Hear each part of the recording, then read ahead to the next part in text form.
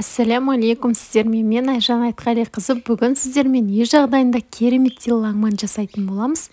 Ең алдымен етімізді ұзыншалап осылай турап аласыздар. Менде сиыр етін қолдандым. Кез келген ет бола береді. Үйлеріңізде бар етті қолдансаңыздар. Енді майымызды қыздырып, осы етімді саламын да жақсылап қызартып қуырып, үстіне қайнаған су кішкене құямын. Одан кейін қақпағын жауып, ет жұмсарғанша 20 минуттай 30 минуттай бұқтыратын болам. Ұнымды електен өткізіп, бір жұмыртқа салып, жылы суға тұзымды қостым да осылай қамыр еледім. Қамырды елеген кезде біліңіздер, бірден суды құйып жібермей, шетінен құйып қатты қамыр елейсіздер. Қамыр жұмсақ болмау керек. Ол өзі қамыр тынып, бір-екі қайтарылып еленгеннен кейін барып өзі жұмсарады. Егер де сіздер қамырды жұмсақ елеп қоятын болсаңыздар, біліңіздер, лаңмандарыңыз бір-біріне жабысып, тез жұмсарып кетеді. Созылмай, сондай тестаға байланысты сол құпияларының бірі сол. Енді осыны ауа өткізбейтіндей осындай пакетке салып, біраз уақытқа қойып қоямын. Қамырым тынғанша 2 дана пияз қостым. Ортасынан бөліп, осылай ұзыншалап, жұқалап турап алдым.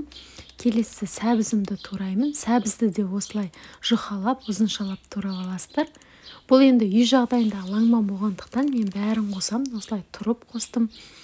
Картошка турап қойғам, және қызыл көк бұрыштарымды, кішкене ащылау бұрыштар, сельдерей, осыларды осылай турай аламыз міне. Енді міне еттің суы тартылды. Осыған пиязымызды салып, жақсылап қуырамыз. Менде кептірілген сарымсақ бар екен, соны қостым және тұз салдым. 1-2 минуттай қуырасыздар пиязды. Одан кейін барып сәбізбен торыпты бірге саласыздар. Яғни кей жерлерде көк шаңбыр деп жатады, иә. 1-2 минуттай қуырасыздар. Одан кейін барып томат қосатын боламыз. Томатты қосқан кезде кішкене 2 қасықтай салдым мен. Себебі қызарсын дедім. Түсі әдемі болады. Сосын томаттың қышқыл дәмі кету үшін кішкене қуыру керексіздер біраз уақыт. Менде дәмдеуіш осылай лаңманға арналған бар екен. Соны қостым. Бар болса сіздерде қосыңыздар. Жоқ болатса, онда қара бұрыш, кішкене қызыл бұрыш қоссаңыздар болады. Міне түсі қызарады. Осылай қызарғанша қуырыңыздар. Одан кейін барып қызыл бұрышты, жасыл бұрышты және сельдерейді қосып қуырып, картопты ең соңынан салатын боламыз. Қараңыздар, түсі әдемі болады. Енді су құямыз. Суды құйған кезде байқайсыздар ма? Міне кішкене төбесінен асырып құясыздар. Сол жеткілікті. Осындай бұрқылдап, қайнап, біраз уақыттай қайнатасыздар. 20-30 минуттай картошкасы піскенше. Менің қамырым міне тынды. Бірнеше қайтарап елеп қойғанмын.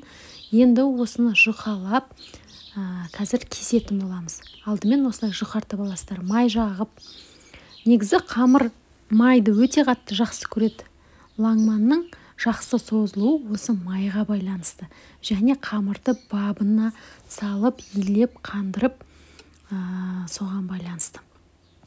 Міне, енді осыны осылай міне қысып шығасыздар. Бір-бір қысып, майын сіңдіріп өзіне қамырдың. Жұмсарады, тынады қамыр. Осыдан кейін барып созуды бастаймыз. Созған кезде байқайсыздар ма? Мына алақанмен созасыздар. Алақанмен. Сонда сіздердің қамырларыңыз бірдей болып созылатын болады. Енді осыны өстіп бір жерге жинайтын боламыз. Бәрін бір келкіға осылай созамызды. Бір жерге жинап, оның үстіне май жағып қоясыздар. Одан кейін қамыр тағы да бір 5-10 минуттай тұру керек болады. Міне екіншісін осылай жалғастырып орай бересіздер. Кейін шетінен алғанға да ыңғайлы болады. Бір-бірімен жабысып қалмайды. Бір қатары бітті. Енді осыған жақсылап майды жағып шығам. Екінші қатарында осының үстіне осылай домалатып тізе берсеңіздер болады. Лаңманның қамырын тізген кезде ретімен әдемілеп осылай тізіп шығасыздар. Менікі міне созылып бітті бәрі. Енді 10-15 минут тындырдым. Осылай екінші жағына аударасыздар. Астынан бастап ала бересіздер. Сондай ең астында қамыр ғой сіздің бағанағы бірінші жинаған қамырларыңыз. Міне шетінен алып қоямыз да, шетінен созатын боламыз. Қараңыздар, алақанмен созыңыздар, алақанмен созылсаңыздар, қамыр әдемі болып созылады. Міне. Бірдей ғып созып аласыздар. Көрдіңіздер ма? Қамыр бабына салынып, иленіп, жақсы майын сіңірсе, осылай тынып, онда әдемі лаңманның үзілмейтін, жабыспайтын әдемі қамыр шығады. Сондықтан ең алдымен қамырды дұрыс илеңіздер, қатты ғып тұрып. Қатты қамырдан кейін қамырыңызда езілмей суда әдемі болып пісіп шығады. Міне бәрін бір келкі ғып осылай созып аласыздар. Содан кейін барып 1-2 минутқа тындырасыздар да, одан кейін барып қамырды жинап, оны яғни столға қағып қайнап тұрған суда пісіріп алатын боламыз. Мен сіздерге міне асықпай көрсетіп жатырмын, түсінбей қалмасын деп. Міне қамырым созылып шықты. Келесін бір көрсетіп жіберейін. Үш жағын жақсылап жұқартып алыңыздар, үш жағы қалың болып кетпесін. Міне осылай кете береді. Осылай созасыздар да бір шетке тындырып қоя бересіздер.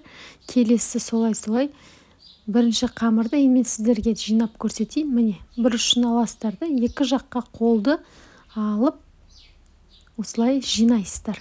Міне видеода көріп тұрғандай дәл тура осылай істеңіздер.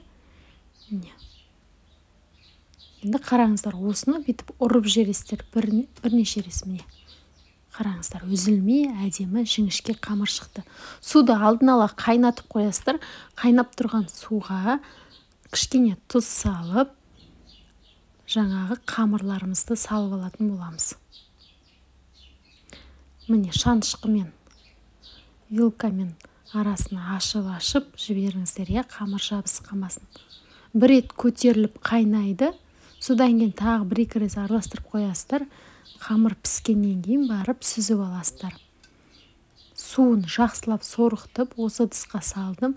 Одан кейін кішкене сұйық май жағып қоясыздар. Қамыр бір-біріне жабысып қалмау керек. Міне суыған қамырды ыдысқа салдым. Бетіне подливын құйып, қонақтарымызға, отбасымызға ұсынатын боламыз. Жасап көріңіздер, керемет болып шығады. Дәміне сөз жоқ. Қамыры деген өте дәмді ғой. Қолдың қамыры дәмді, сондықтан осылай жасаңыздар. Міне қараңыздар, сочный болып, әдемі болып, қамыры езілмей кереметтей болып шықты. Мен сіздерге көрсетейін. Міне ас болсын. Сіздермен бірге болған Айжан Айтқалиқызы.